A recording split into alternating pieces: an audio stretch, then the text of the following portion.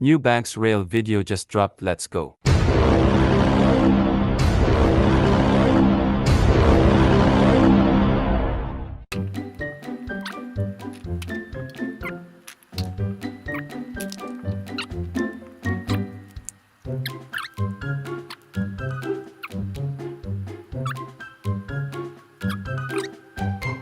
For this video, we're going to talk about how Brightline's business plan is set up. I'll start from where we left off with the Rick Scott video. After Rick Scott systematically sabotaged Florida's economic growth in 2011, many private companies weren't too happy with the outcome.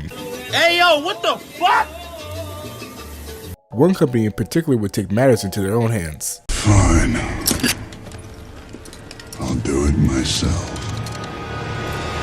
Florida East Coast Industries is the oldest and largest commercial real estate company in Florida. It was founded in 1892. They have three separate businesses. The first company is Flagler Global Logistics, which is a logistics company. It's in the name. The second company is named Flagler, which is the real estate company. Don't worry, I had the names up on the screen just in case you get confused. They really said, what should I name this company? I think we should go with Flagler again. Brilliant! Brilliant idea! It's like, yeah bro, we get it. Henry Flagler, move on. Anyways, the third company is All Aboard Florida. You may have noticed that I left out one particular company. It's time to break down this myth. The Florida East Coast Railway is not owned by Florida East Coast Industries. Therefore, Brightline and the Florida East Coast Railway are not owned by the same company. In fact, the last time they were owned by the same company, your little cousin was still hitting the whip in the nay-nay. So if you ever hear somebody say, Brightline can operate on the Florida East Coast Railroad trackage because they're owned by the same company, you need to tell them that they 1. Need to do more research, 2. Need to watch this video, and 3. Subscribe to this channel. The Florida East Coast Railway was originally owned by the St. Joe Paper Company, a commercial real estate company, until 1983. It wasn't until the year 2000 that Florida East Coast Industries officially took over. 7 years later, Florida East Coast Industries would be acquired themselves. In 2007, they'd be purchased for $3 billion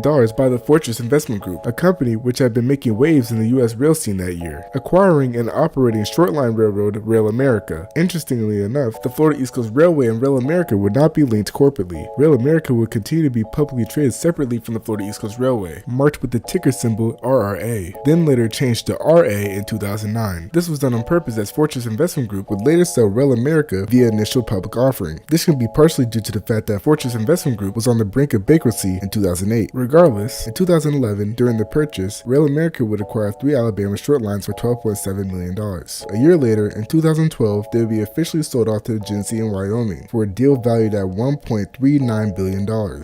Fun fact about the Fortress Investment Group, after Harvey Weinstein did what he did, in 2017, Fortress Investment Group was in talks of providing a loan to the Weinstein Company. That same year, they also invested $100 million in Theranos. For those of you who don't know what Theranos is, Theranos was one of the largest scams in medical history. Theranos swindled hundreds of investors into investing in a fake product. Therefore, the Fortress Investment Group invested $100 million in a product that doesn't actually exist. If that isn't karma for even considering loaning money to Harvey Weinstein's company, I don't know what it is. Okay, so that information wasn't super important to Brightline, but at least now you know who the Fortress Investment Group is. In 2012, the same year that Rail America was traded, All Aboard Florida was created under Florida East Coast Industries. They would break ground in 2015, and they would announce that they would be going under the name that we know and love, Brightline. And at this point, this is where they started falsely advertising themselves as a high-speed rail company, as a replacement to the true high-speed rail company, and a sneaky attempt to blur the lines between the two projects for the public. You already know how I feel about that. No need to go into detail. On the macro scale, in 2017, Fortress Investment Group would be acquired by SoftBank Group for $3.3 billion. SoftBank Group is a giant corporate conglomerate based in Japan. To show you how big the group is, as of 2020, their total assets reached $342 billion. I don't think this needs to be said, but Brightline is a spec to them. In a slight conflict of interest, SoftBank is the largest shareholder in Uber. So yeah. Anyways, in an interesting move, Fortress Investment Group would completely sell off the Florida East Coast Railway to Grupo Mexico in 2018. Grupo Mexico is essentially a rail Goliath in Mexico. They have the largest rail fleet in the nation, as they're the same company that owns 74% of Ferromex. This means that the Florida East Coast Railway would no longer be a subsidiary of Florida East Coast Industries. But with the deal, Florida East Coast Industries would keep their trackage rights over the Florida East Coast Railway. And this would be good because service between Miami and West Palm Beach would begin on May 19, 2018. Later that year in November, Fortress Investment Group would acquire Express West, a private rail company with plans to connect LA with Las Vegas. Also in November 2018, it was announced that Virgin Group would become a minority investor in Brightline. Brightline would be rebranded as Virgin Trains USA, completely destroying all the hard work that Lab from Rockwell Group went into creating the Brightline scheme. In 2020, literally 3 years later, Brightline would show us the future of American private passenger railroading by completely closing its doors, stopping service, and laying off 250 workers. Shout out to them. So excited for more private passenger rail companies to operate in the US. Yay! Later that year in August, Brightline announced that Virgin had not provided the agreed investment money and that they'd be ending the branding deal. This wasn't a good couple years for Virgin Trains, but at this point, Virgin Trains in the UK was completely dead. Virgin Trains would get desperate and sue Brightline for $231 million and a lawsuit that would be settled privately. That same year, Fortune's investment group would change the name of Express West to BrightlineWest, and that leads us to where we are today. Okay, so this is the point where I express my gratitude for Brightline existing and my skepticism of Florida East Coast Industry's true intentions. Having Brightline boost your property values for your real estate company is genius, but not anything new. In fact, the predecessor company to Florida East Coast Industries used the same tactic with the Florida East Coast Railway. The Florida East Coast Railway used to operate their own passenger trains from Miami to Jacksonville, boosting their real estate along the line until it became too unprofitable in 1968. Unfortunately, Amtrak would be created 3 years too late and wouldn't be able to save passenger service on the Florida East Coast Railway. So let's get this straight, they stopped passenger service, having not only a real estate company, but also a cargo sector. But somehow, I'm supposed to believe that half a century later, things are supposed to go differently. And I'm supposed to believe that when even our freight private railroads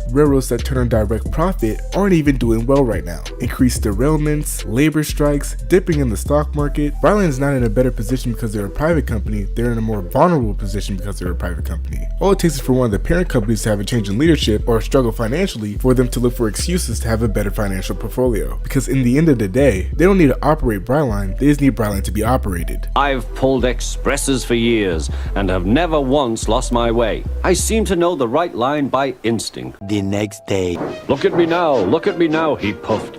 Goodbye, little James, see you tomorrow. 1 hour later.